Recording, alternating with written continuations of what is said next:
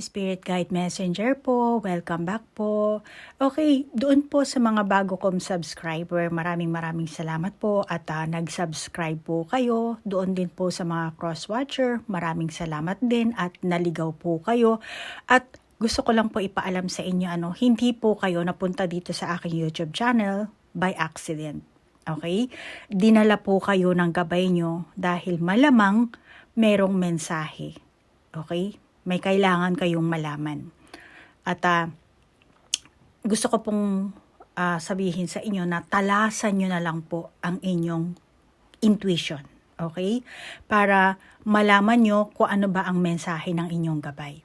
At nandito po ang aking YouTube channel para suportahan kayo, mahatiran kayo ng mensahe. Dahil ako po ay Spirit Guide Messenger. Okay? So, nang sa ganun po yung mga mensahe na marireceive nyo during ng aking reading at maisaayos nyo yung inyong buhay, yung inyong relasyon, yung samahan nyo sa inyong pamilya, sa inyong karelasyon, sa inyong asawa. Okay? Ganon din sa mga tao sa kapaligiran nyo. At ang intention ko po sa paggawa ng video ito, naway mabigyan ko po kayo ng kamalayan at mahil nyo po ang inyong mga sarili. Okay? At unahin nyo po muna ang self-love. I-heal nyo muna ang sarili nyo bago kayo mang-heal ng ibang tao. Okay? Lalo na sa mga light worker, mga starseed, indigo children, star children, sari-sari po yan, Okay? So, ngayon po, ang reading natin is yung inyong buhay pag-ibig, So, move on po tayo sa ating reading. Taurus, alamin natin yung pumapalibot na enerhiya sa iyong buhay pag-ibig at yung magiging outcome nyo, yung future na magiging person mo. Yung future na lover, kung meron kang karelasyon, alamin din natin yan, single or not. Ha? Alamin natin yan, ha? Taurus, ha? Buhay pag-ibig mo to, ha? Taurus, ha?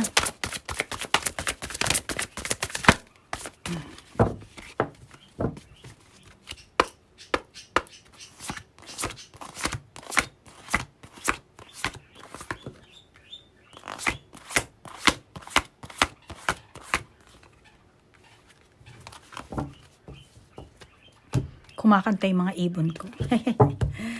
Ang iingay.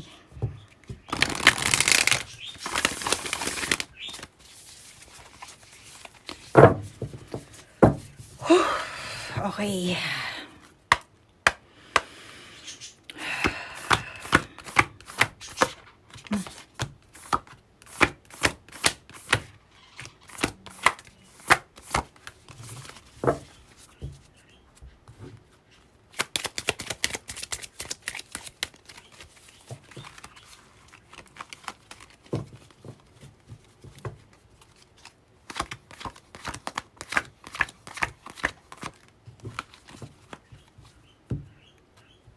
Open. Oh, flower power. Mukhang may puwersa dito,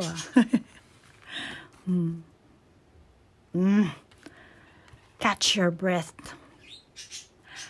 Mukhang walang direksyon, Kawalan ng pagpipigil sa sarili dito. Kawalan ng kakayahan. May mga tao sigurong sumasalakay sa'yo dito.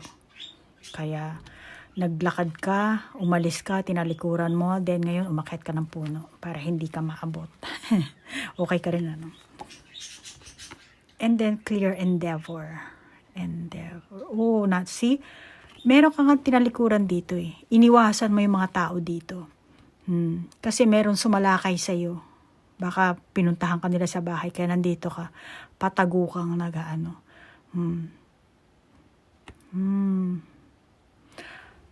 meron siguro namimilit sa'yo. Dahil sa kung anong kagustuhan. At tingin ko, may humarang. At malamang na itong humaharang sa buhay pag-ibig mo, at the same time, may connection din ito sa pera. This could be the one. You're already met the romantic partner you seek. Maring itong kinalalagyan mo Kasi bakit patago ka dito? Patago kang parang tumatakas ka. Then eto kayo. Masasabi ko, kinalalagyan mo is forbidden. Forbidden sa mata ng Diyos. Lalo na kung pagbabasihan natin ang banal na kasulatan ng Diyos, ang Biblia. So, masasabi ko na forbidden itong pinasok mong sitwasyon, relasyon. Baka yung iba sa inyo, ang karelasyon mo, pareho kayo ng gender. Ano nakakita ko dito. Ngayon, or siguro may kanya-kanya kayong mga karelasyon, pero pinasok nyo yan. Pinasok nyo. Kaya masasabi ko, forbidden love. Naandun kasi yung inyong, meron kayong naramdaman dito. O kaya naman, ikaw or ang person mo, isa sa inyo may karelasyon na. Okay?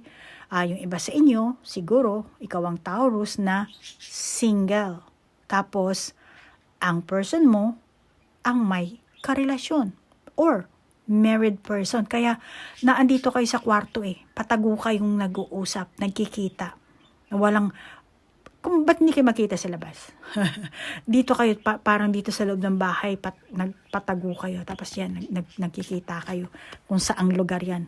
Patago kayong nagtatagpo dito. Kaya, ikaw, pinasok mo itong magulong sitwasyon. Ipinasok mo ang sarili mo sa ganitong klaseng relasyon. Or, masasabi ko na,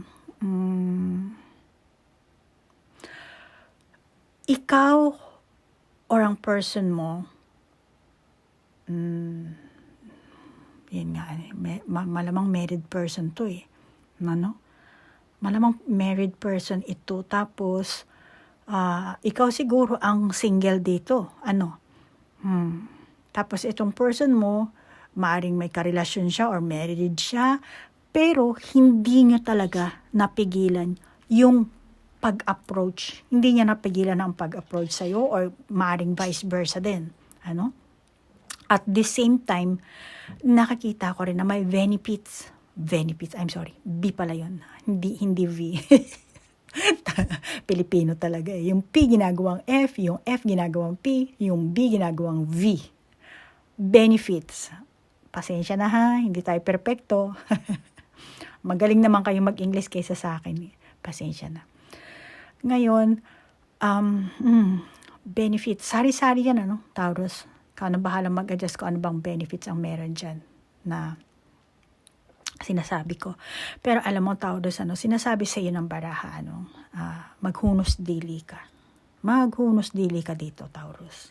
Sinasabi sa iyo ng baraha dito, maghunos dili ka, mag-slow down ka muna.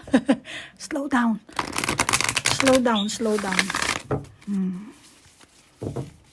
Lalo na kung ikaw ang single na Taurus, malamang na may mga bagay na hindi umuunlad ng kasing bilis ng iyong iniisip. Gusto mo agad-agad maakyat yung punong yan. Marating yan, maranasan. Pero alam mo, kailangan mo dito, clarity.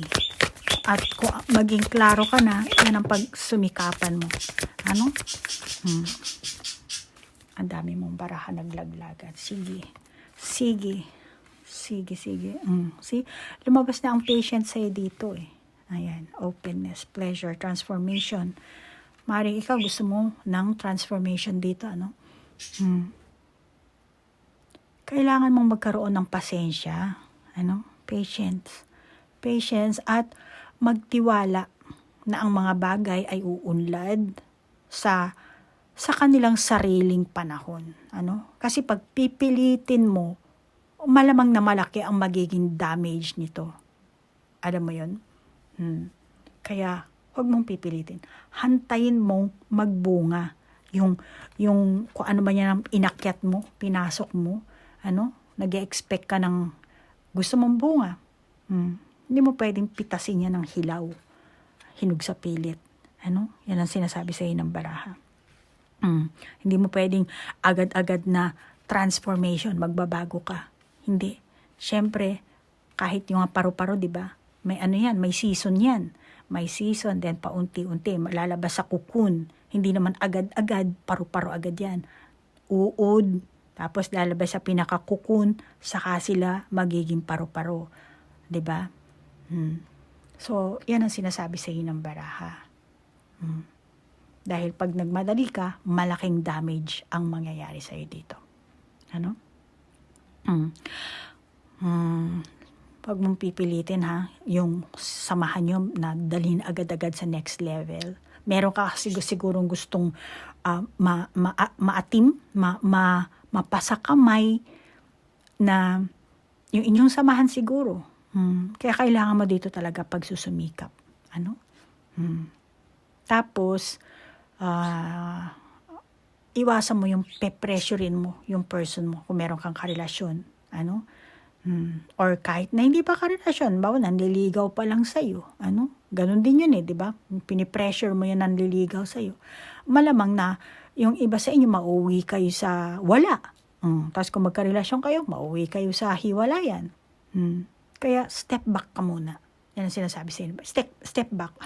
Isaalang-alang mo kung ano ang handa sa'yo, ano, at yun sa person mo. Kung ano yung ready kayo doon. Maging malinaw ka sa iyong kapareha at mag-set ka ng boundaries. Ano? Baka yung iba sa'yo, magkasosyo kayo sa business. Ano? Kaya ang gusto mo, yung meron kang gusto na maatim agad, katulad ng pera. Ano? Kaya, slow down ka lang. Relax ka lang. Huwag ka masyadong magmadali. Ano? Malamang yung iba sa inyo, ano, natapos yung inyong samahan. Ano? Kaya sige, alamin natin kung anong nangyari sa inyo dito. Alamin natin kung bakit natapos ang nakaraan yung relasyon. Ano? Bakit natapos ang nakaraan yung relasyon? Alam na natapos yung samahan mo.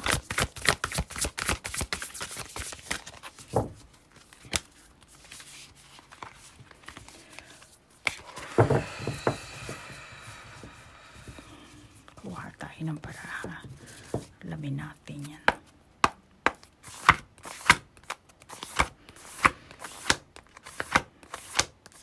Diyan, adventure.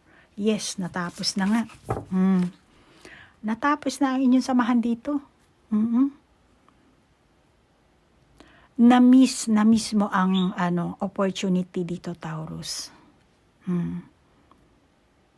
Alam mo, Taurus, lahat ng na-encounter mo or tayong mga tao, lahat na na-encounter natin sa everyday life natin, sa mga nagiging karelasyon natin, nagiging classmate, office mate, coworker, friend, whether bad or good, isa yang opportunity. At nakikita ko, malamang yung iba sa inyo dito, hindi kayo naging open. Maaaring naging rude, naging hindi maganda ang pagsasamahan nyo. Malamang na may yung ugali, meron kasi yan malamang yung iba sa inyo nagkasakitan kayo dito kasi nga kulang sa pasensya. Baka yung iba, hindi magandang words pero nagkabastusan. Nagkasakitan, ang tawag dito, physical, nagsapakan. Yung ganun.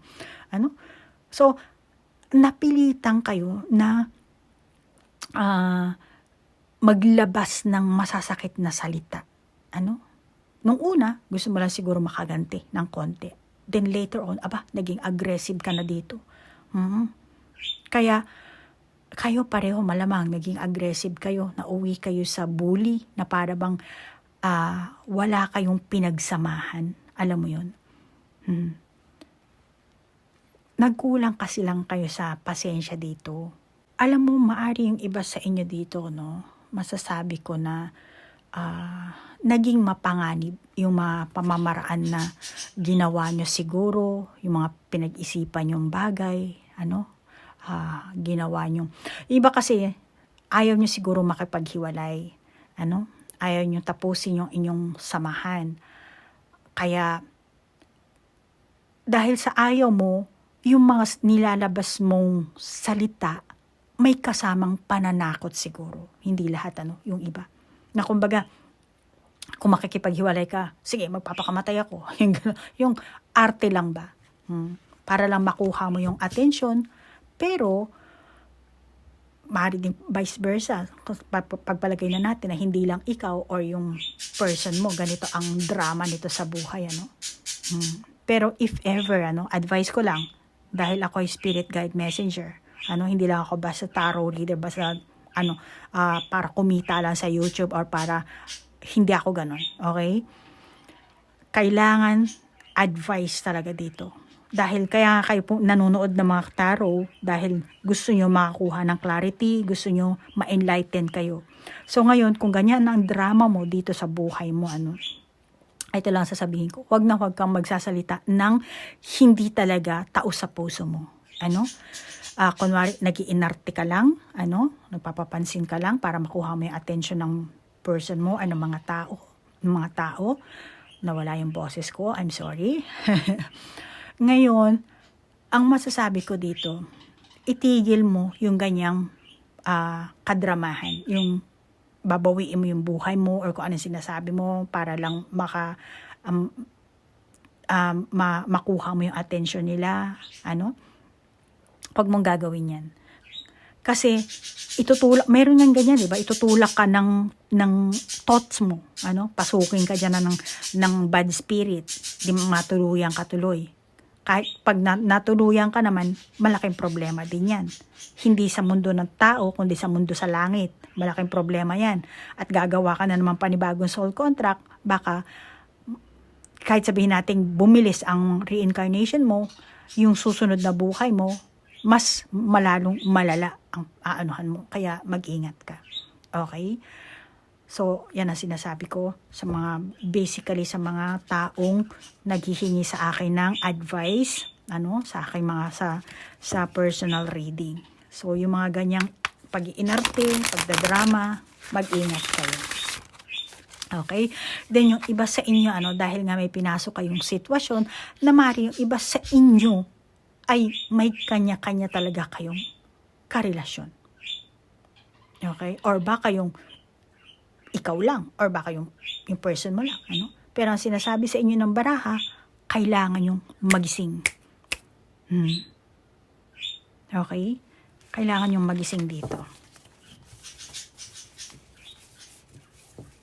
Magkaroon ka ng self-evaluation at mag-review. Mag-review ka dapat dito. Kasi nag-adventure ka dito eh. Tapos na yung adventure mo, kailangan mo nang gumising. Kailangan mo nang magpasya. Kailangan mo nang mag-renew. Teka lang, ang napakaingay. Sinasabayan ako ng daldal ng dalawang to. Sandali lang. Sorry guys, napakaingay ng ibon eh. Ng aking mga bebe. So, kailangan mo na ditong magising at magpasya.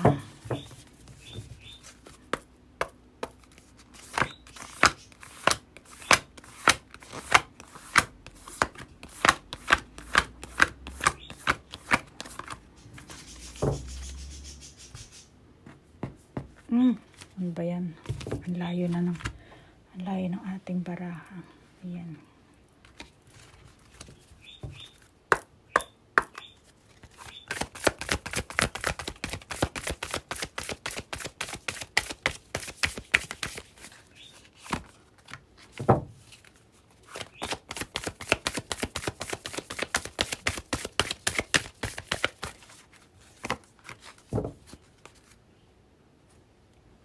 Diyan. Focus. And then, secret.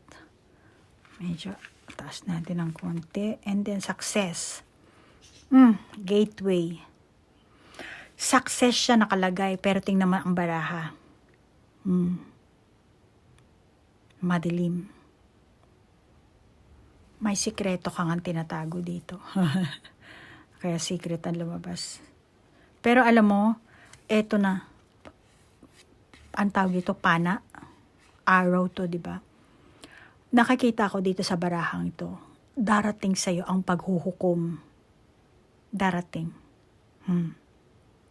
Baka yung iba sa inyo, sa pagpapanood nyo dito sa aking YouTube channel, ito na ang pinaka-judgment day nyo. Ano? Ito na ang mensahe mula sa higher dimension. Ang paghuhukom na ikaw or ang iyong person, kapareha, no, ay maaring naging masyado kayong marahas sa isa't isa. Naging marahas kayo. At malamang na hindi nyo naisip ang mga tunay na kaganapan. Ano? Tunay na kaganapan sa paligid nyo, kung ano ba talaga ang magiging kahihinatnan ng mga ginawa nyong aksyon. Yan ang nakakita ko sa inyong baraha dito. Ano?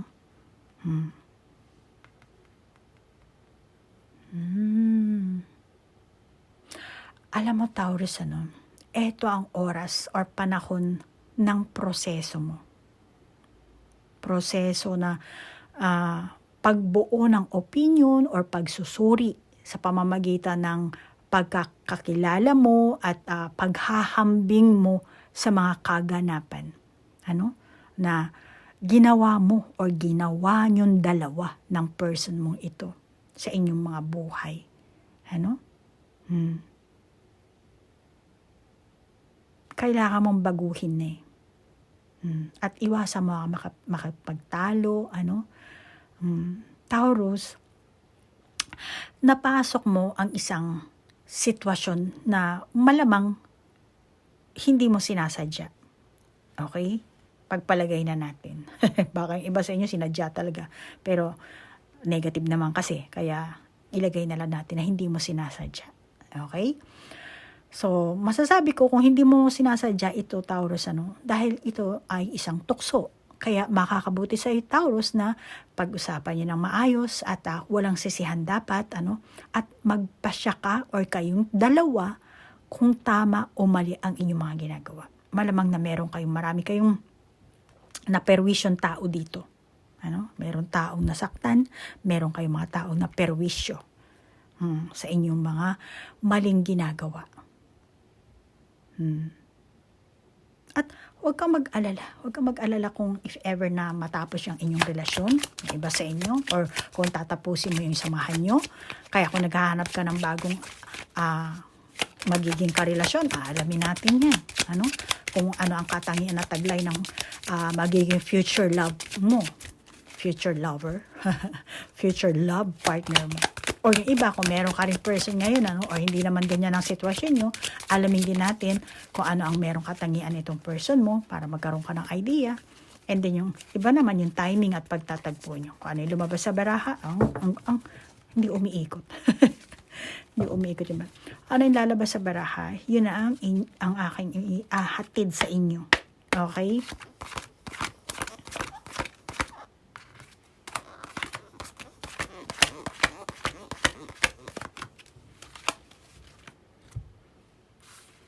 Jajang!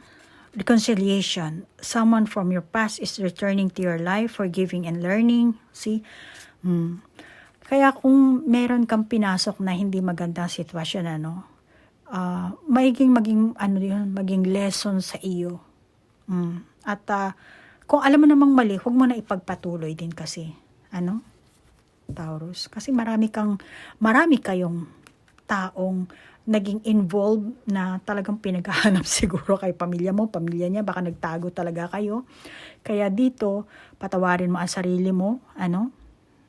Unahin mong patawarin ang sarili mo. Dahil syempre, ikaw may gumawa ng aksyon, ng pinasok mo itong klaseng sitwasyon na to, unahin mong patawarin ang sarili mo. Dahil na ano ka sa tukso dito, ano?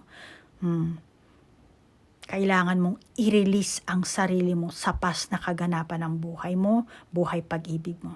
Dapat wala kang bit-bit na bagahe. Ano? Kasi malaking hadlang yung mangyayari, yung dadalhin mo, tapos meron kang papasukang bagong buhay dahil meron kang transformation na baraha dito. So, meaning, bagong samahan. Ano? Baka yung iba sa inyo makipagbalikan pa kayo, pero mukhang delikado. Ano? Kung bawa, naghiwalay na kayo, tas ayan, syempre naandun pa rin yung attraction. Delikado yun. Kaya makakabuti sa iyo, maghanap ka na lang ng iba, bagong samahan talaga. You have to transform. Bagong samahan, bagong karelasyon. Kaya sabi ng barahan sa iyo, self-evaluation. Kilalanin mo ang sarili mo, suriin mo ang sarili mo. Pero isa pang nakakita ko sa barahang ito, sa ngayon, ang katangian itong sinasabi kong future person mo or magiging future lover mo. Maring ito ang taong ngayon pa lang siya, baka siguro ngayon nyo pa lang makakilala at magtatagpo kayo. So, ito yung tao na malamang na makakalaya na or nakalaya na sa kanyang pagkagumon. Meron siguro itong negatibong pag-uugali. May pagkagumon to sa mga bagay-bagay. At masasabi ko na nakalaya siguro siya sa kanyang addiction. Maaring kasi ang addiction, marami naman kasi yan. So, masasabi ko maaring sa drugs, pera, or sa babae, or addiction sa kotse, addiction dahil meron tayong adventure, mahilig siguro siya mag-adventure, magastos, kaya pera. Ang addiction niya dito, maraming klase ang addiction. So, eto yung tao na nakalaya na siya. Nakalaya na siya sa kanyang pagkagumon, yung kanyang obsession, yung kanyang addiction, yung kanyang siguro masasabi kong poor habits before. O yung iba sa inyo, malamang na magtagpo kayo nito sa lugar na habang nagpapatunay siya sa kanyang mga pagkakamali. Bawa sa simbahan. Hindi simbahan, kasi sa simbahan hindi ka naman mag-share ng parang ang tawag dito, parang sa kapilya, mag-share kayo ng mga masabi ko na, group meeting siguro, yung mga ganon. Mag-share kayo ng or siguro sa company nyo, meron kayong tawag dito, meeting sa company. Tapos mag-share kayo ng mga, kung ano man ang may share nyo. So, yan ang ko, So, yan ang time na pagtatagpo nyo. O kaya naman, meron kasi kayong gustong ma-overcome dito.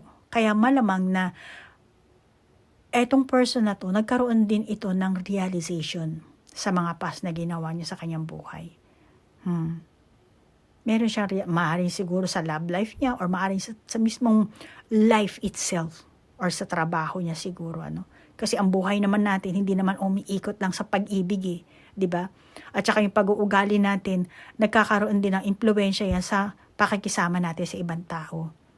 So, pasensya na masyadong realidad ang ating reading, Kasi gusto kong ipaalam sa inyo na hindi talaga ganun na nag-iintay ang person mo. Yung tunay na buhay natin ito. Na maaaring masasabi mo sa YouTube channel lang to or entertainment purposes, pero gusto lang kita bigyan ng tawag dito ng mensahe. Yung talagang mensahe na tunay na reading, pero hindi ito reading para isang tao. Okay? Para sa isang Taurus. Kaya paki-adjust na lang. Kung naka-resonate ka, then take it. Kung hindi naman, just leave it. Kung gusto mo naman personal reading, kontakin mo lang ako. At panigurado ako, may enlighten ka. Hahalukayin ko. Kung ano man yung tanong mo, doon ako magpo-focus. At yun ang ibibigay ko sa iyong kasagutan. Okay? Bibigyan kita ng kasagutan sa katanungan mo. Okay? So, ito ang nakakita ko sa taong ito. Baka yung iba sa inyo, itong taong to, malamang na matagal siyang nawala sa lipunan. Matagal siyang, hindi ko alam kung saan siya nagpunta. Masasabi ko na maaring in-isolate niya ang sarili niya. Humiwalay siya sa tao, kung saan man siya. Dahil sa nagkaroon siguro to ng problema. Or baka yung iba, rehabilitation. Or baka nag-retreat. Kaya, malamang na magtatagpo kayo. At kapag nag-usap kayo ng person na to, doon kayo magkakaroon ng similarity. Parang realization, ay pareho tayo, ganyan din ako, ganyan. Makaka-relate ka sa madaling salita sa ikikwento ng taong to. At tuloy-tuloy, pag nagkwento kayo, konti nagkausap na kayo, makaka-relate ka and then tuloy-tuloy na yung communication nyo. Magpapalitan na kayo ng niyan. Anong contact mo? Saan ka pwedeng ganyan. Maaari magkakilala lang kayo sa online, kahit na sabihin mong online. Maaaring virtual yan, di ba? Virtual reality. Then later on, magkukontakan na kayo. Doon na mag-start ang inyong communication. Tingin ko itong future person mong to, no, magsisimula pa lang yung magkakaroon siya ng kamalayan talaga sa kanyang sarili. Yung iba, hindi lahat ano. At kung paano humahad lang yung kanyang pag-uugali, mga naging karelasyon niya, o yung paghahanap niya sa pag-ibig, magkakaroon siya doon ng realization. Parang magto-throwback siya. Ganun. But still, naandun pa rin yung pagiging negatibo niya. Yung hindi niya magandang pag-uugali, pagkatao. For example, labis na ambisyon. Meron siyang ugaling kasakiman. Pero tingin ko naman, compare before sa ugali nito, no, naging katamtaman na lang. Nagkaroon siya ng ganong klaseng pag-uugali. Kaya, tingin ko manipulative itong taong to. Yung iba, no, hindi lahat. Pasensya na ha, may ambulansya.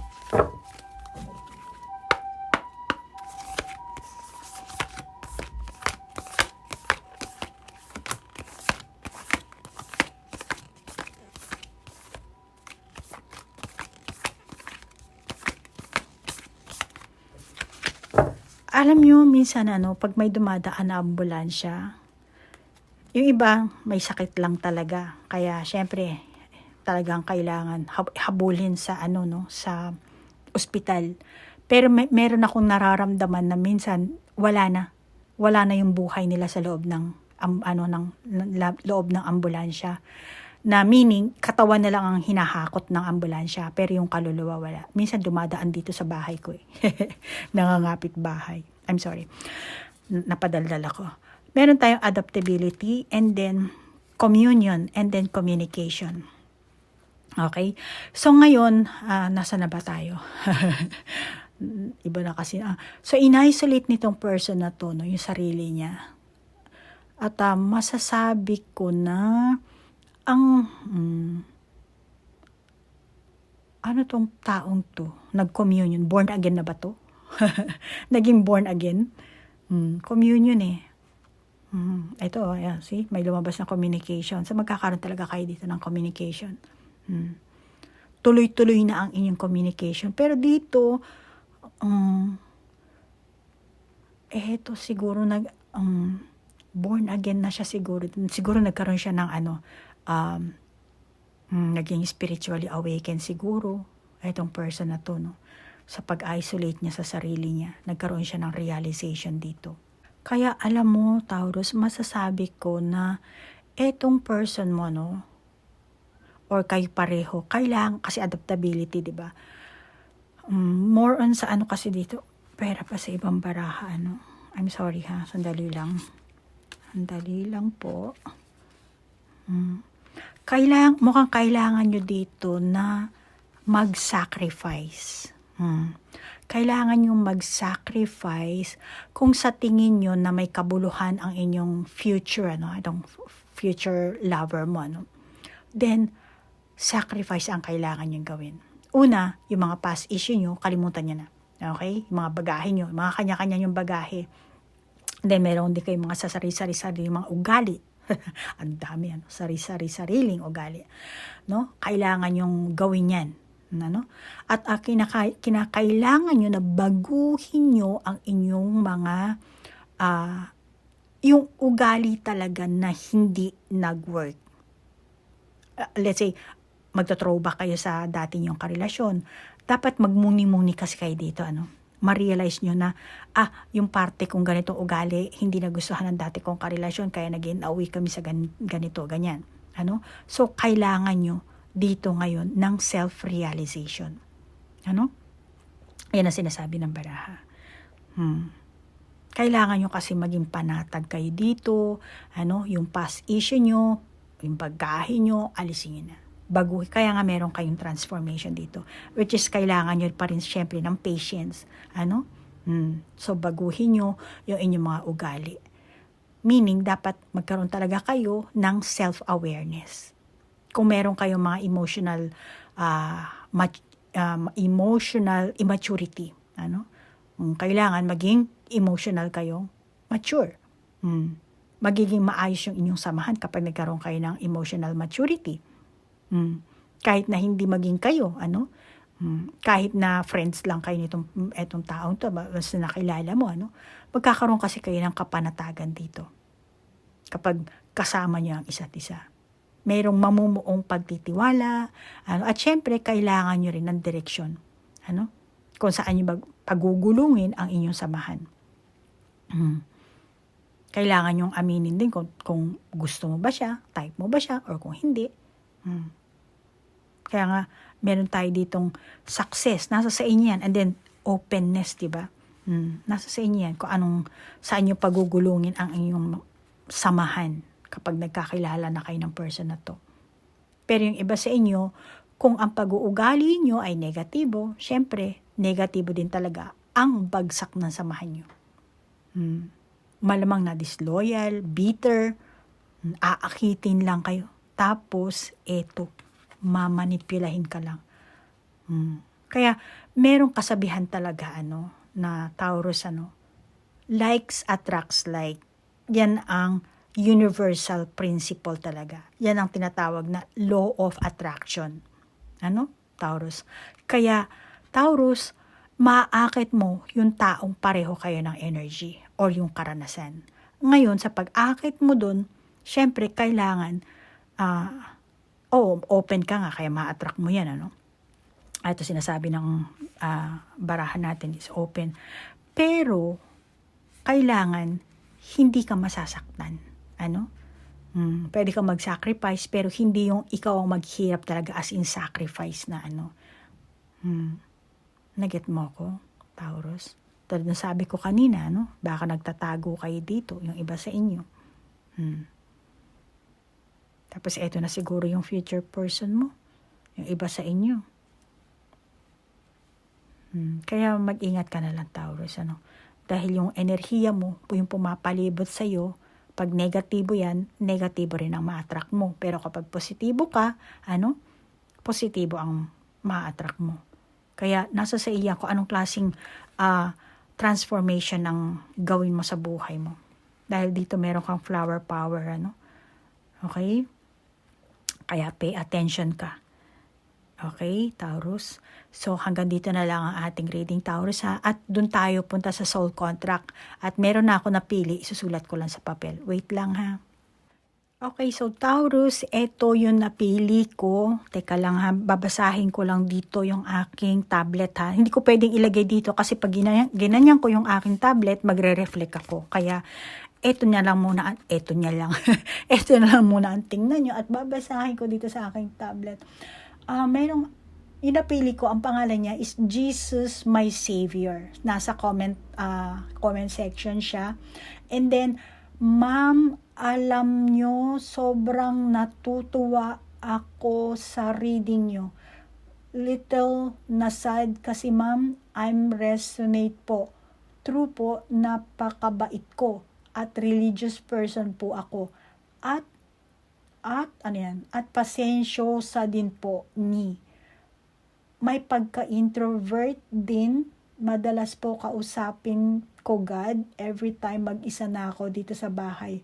Ma'am, I'm married po at nagkaroon ng affairs, married man na rin. Uy, ikaw ba? Ikaw ba tong, Ikaw ba to? Oh my God, nag-resonate sa ito Oh my God. Sa'yo tong reading? Kasi married man ka, di ba? Tapos nahiya po ako sa Diyos dahil sa kabila ng pagiging religious ko, nakaka-apid ako. I'm Taurus girl. May 20, 1982. Person ko po Aquarius, February 16, 1965 po siya. So, eto, sinulat ko. Ayan. Mamaya ipapop up ko dito. Ano mo? Grabe. Ikaw ang nabasa ng baraha ko ngayon? Oh my God. Wala. Speechless ako. I'm sorry guys, Taurus. So, May 20, 1982, ito po ang inyong si person nyo. February 16, 1965. Ilan years ang agwat nyo dito? 1982, tapos 65. Hindi ako marunong magkwenta. Walang calculator. Well, anyway, wala kayong wala kayong soul contract. I'm sorry ha. Malamang natukso lang kayo sa isa't isa, hindi nyo napaglabanan. At katulad na palagi ko sinasabi sa inyo guys, hindi lang sa inyo, Ma'am Jesus my Savior, hindi lang dahil sa inyo, lahat po tayong tao, ang tukso po talaga po ay kumakapit, lumalapit, minuto, segundo. Okay? Kaya palagi natin dapat tawagin si Lord. Ganon din, minuto, segundo. Pagka meron tayong negatibong naisip, naramdaman, Lord, ano tong nararamdaman ko, Lord? Bakit ganito, Lord? Kaya nga, di ba, last time nag-offer ako sa inyo ng prayer, di ba? So, this time, love reading tayo. Last time naman kasi money reading. So, may marami nagsabi sa akin kasi na hindi sila marunong mag-prayer. Kaya nagturo ako, para matuto kayo na hindi lang basta-basta Our Father. Yung iba kasi hindi alam kung paano mag Our Father, Hail Mary, Glory be, at mag-rosaryo. So, depende kasi yan kung anong relihiyon nyo. Ayoko naman kasi ipagsiksikan sa inyo, hindi si Kristo, ganyan. Ay, mag-meditation kayo, ay, si Buddha. Ayoko naman kasi ng ganon. At hindi rin kasi yun ang aking mission. Ang mission ko ay itaas ang vibration nyo. Ngayon, kung nag-request kayo na paanong magdasal, yun, tinuro ko sa inyo last time, Pero, lalo na kung tayo mga Pilipino, majority sa atin mga Kristiyano tayo, tawagin nyo ang Panginoon, segundo, minuto. Dahil ang Panginoon lang. Di ba sinasabi nga sa Biblia, He is the door, He is the only way. And He will make the way. Kaya tawagin nyo siya kung nakakaramdam kayo ng tukso, nakakaramdam kayo ng anything, yung sa relasyon, or yung iba naman na parang gusto nyo magnakaw, mangupit, mag-shoplift. Yung ganun lang, yung the moment na nakaramdam kayo ng negatibo or meron kayo napanood na video, na YouTube channel, nakaramdam agad kayo ng insecurities, pagkainggit. Lord, bakit nararamdaman ko to, Lord? Ayoko ng ganito. Tawagin nyo si Lord. Automatically, mag-iiba yung nyo, yung feelings nyo.